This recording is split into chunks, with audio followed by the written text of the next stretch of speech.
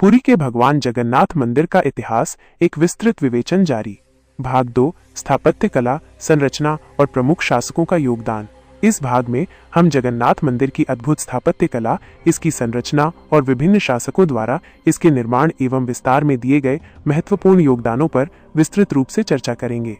2.1 कलिंग वास्तुकला शैली का उत्कृष्ट उदाहरण। पुरी का जगन्नाथ मंदिर कलिंग वास्तुकला शैली, कलिंगा आर्किटेक्चर स्टाइल का एक उत्कृष्ट और भव्य उदाहरण है, जो ओडिशा की एक अद्वितीय और प्राचीन मंदिर निर्माण शैली है। यह शैली नागर शैली, उत्तरी भारतीय मंदिर वास्तुकला की उपशैली मानी जाती है, लेकिन इसकी अपनी विशिष्ट पहचान और विशेषताएं हैं। कलिंग शैली के मंदिरों की मुख्य विशेषताएं हैं।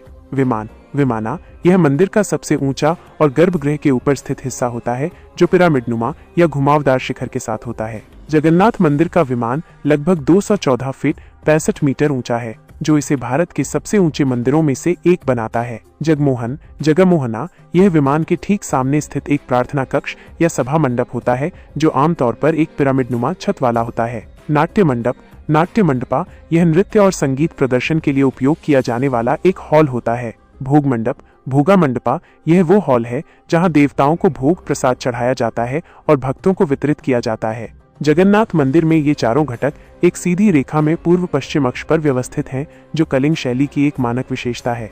मंदिर परिसर एक ऊंची दीवार से घिरा हुआ है, जिसे मेघनाद प्राचीर, मेघनाडा पचेरी कहा जाता है। इसके भीतर एक और दीवार है, जिसे कुरमा भेड़ा कहा जाता है, जो मंदिर के मुख्य भाग को घेरे हुए है। मंदिर की दीवारों पर जटिल नक्काशी, देवी देवताओं की मूर्तियां, पौराणिक दृश्य, फूल पत्तियां और ज्यामितीय पैटर्न उत्कीर्ण है, जो उस समय के शिल्पकारों की असाधारण कलात्मकता को दर्शाते हैं। ग्रेनाइट और बलुआ पत्थर का उपयोग इसकी मजबूती और दीर्घायु सुनिश्चित करता है। 2.2 मंदिर परिसर और इसकी संरचना। जगन्नाथ मंदिर परिसर एक विशाल क्षेत्र में फैला हुआ है और इसमें कई छोटे मंदिर, मंडप और अन्य संरचनाएं शामिल हैं। मुख्य मंदिर 4 प्रमुख भागों में विभाजित है। 1. देउला विमाना, यह मुख्य गर्भगृह है, जहां भगवान जगन्नाथ, बलभद्र और सुभद्रा की मूर्तियां स्थापित हैं। इसके ऊपर एक विशाल शिखर है, जिस पर नीला चक्र और ध्वज पतितापावना बना लगा हुआ है। 2. मुखशाला जगमोहना, ये गर्भगृह से जुड़ा हुआ हॉल है, जहां भक्त देवताओं के दर्शन करते हैं। 3. नत्य मंडपा, ये जगमोहन के सामने एक बड़ा हॉल है, जहां धार्मिक नृत्य और संगीत प्रदर्शन किए जाते थे। इसमें कई अलंकृत स्तंभ हैं। 4. भोग मंडपा, यह मंदिर का सबसे बाहरी हॉल है, जहां देवताओं को भोग अर्पित किया जाता है। ये श्रद्धालुओं के लिए भोजन वितरण का केंद्र भी है। इसके अतिरिक्त मंदिर परिसर में कई महत्वपूर्ण संरचनाएं हैं।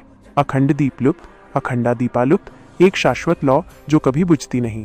अरुणा स्तंभा, मुख्य प्रवेश द्वार, सिंह द्वार के सामने स्थित ये स्तंभ कोणार्क सूर्य मंदिर से लाया गया था। बटा गणेशा टेम्पल, गणेश जी को समर्पित एक छोटा मंदिर। बिमला टेम्पल, ये एक महत्वपूर्ण शक्तिपीठ है, जहां देवी बिमला की पूजा की जाती है। माना जाता है कि बिना देवी बिमला को भोग लगाए जगन्नाथ जी का भोग स्वीकार्य नहीं होता। लक्ष्मी टेम्पल, देवी लक्ष्मी को समर्पित एक मंदिर। मुक्ति मंडप, ये एक महत्वपूर्ण सभा मंडप है, जहां विद्वान और धार्मिक गुरु एकत्रित होकर चर्चा करते हैं। स्नान बेदी, वो स्थान जहां देवों को स्नान यात्रा कराया जाता है। आनंदा बाजार, मंदिर परिसर में एक विशाल बाजार, जहां महाप्रसाद, पवित्र भोजन भक्तों को बेचा जाता है। रसोई घर, किचन, मंदिर की रसोई दुनिया की सबसे बड़ी रसोई मानी जाती है, जहां प्रतिदिन लाखों लोगों के लिए प्रसाद तैयार किया जाता है। यहाँ मिट्टी के बर्तनों में पारंपरिक तरीकों से खाना पकाया जाता है। मंदिर के 4 मुख्य द्वार हैं। सिंह द्वार, लायन गेट पूर्व में, अश्व द्वार, हॉर्स गेट दक्षिण में, व्याघ्र द्वार, टाइगर गेट पश्चिम में और हस्ती द्वार, एलिफेंट गेट उत्तर में। सिंह द्वार मुख्य प्रवेश द्वार है, जिसके सामने अरुण स्तंभ स्थित है।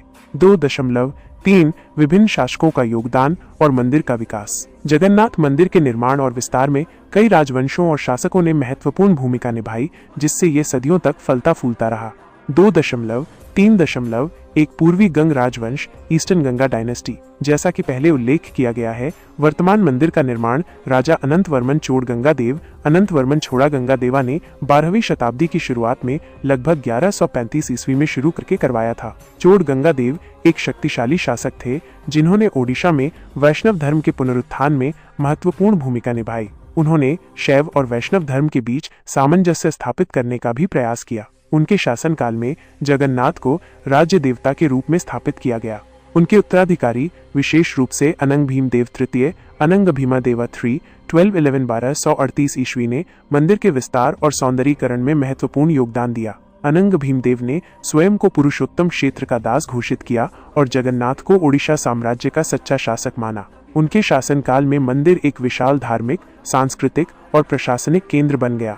2.3.2 सूर्यवंशी गजपति राजवंश, सूर्यवंशी गजपति डायनेस्टी, गंग वंश के पतन के बाद ओडिशा पर सूर्यवंशी गजपति राजवंश का शासन आया। इस राजवंश के शासकों ने भी जगन्नाथ मंदिर के संरक्षण और विकास में महत्वपूर्ण भूमिका निभाई। कपिलेंद्र देवा 1436 ईस्वी गजपति वंश के सबसे शक्तिशाली शासकों में से एक थे। उन्होंने अपने साम्राज्य को दक्षिण में गोदावरी से उत्तर में गंगा तक फैलाया। उन्होंने जगन्नाथ को अपने साम्राज्य का संरक्षक देवता माना और मंदिर को कई दान दिए। उनके शासनकाल में मंदिर और उसके पंथ का प्रभाव चरम पर पहुंच गया। पुरुषोत्तम देवा 1496 ईस्वी और प्रतापरुद्र देवा 1497 ईस्वी जैसे बाद के गजपति शासकों ने भी मंदिर के रखरखाव और धार्मिक गतिविधियों का समर्थन किया। प्रतापरुद्र देव चैतन्य महाप्रभु के समकालीन थे और उनके शासनकाल में भक्ति आंदोलन का मंदिर पर गहरा प्रभाव पड़ा। 2.3 मराठा और ब्रिटिश काल 18वीं शताब्दी में जब मराठा शासकों ने ओडिशा पर नियंत्रण किया, तब भी उन्होंने जगन्नाथ मंदिर के महत्व को स्वीकार किया और उसके संरक्षण के लिए कदम उठाए। रघुजी भोसले जैसे मराठा शासकों ने मंदिर को वित्तीय सहायता प्रदान की और उसके प्रशासन में सुधार किया। मराठा काल में मंदिर के कुछ हिस्सों का जीर्णोद्धार भी किया गया।